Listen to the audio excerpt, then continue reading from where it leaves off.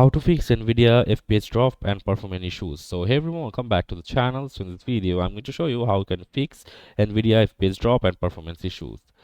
So first of all, you have to update the drivers. Outdated or corrupted drivers can cause performance issues. Use NVIDIA's GPU's experience or download the latest drivers directly from their website.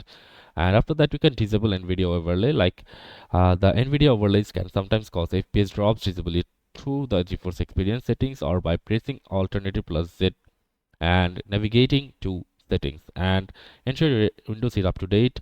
So as updates can include performance improvements, and if updating doesn't help, consider using display driver uninstaller DDU to completely remove all drivers before installing new ones according to the multiple tech websites. And you can set your power plan to higher performance in Windows, lower in-game graphic settings, resolution, texture, shadows, edge to improve performance. That's for system and game settings. And close unnecessary background application to free up system resources, and disable other overlays like Discord's overlay if they are causing issues, and disable full screen optimizations in game properties. Ensure Windows game mode is enabled, and reinstalling DirectX can sometimes resolve issues related to the DirectX installation. So that's it for this video, guys. See you on the next one.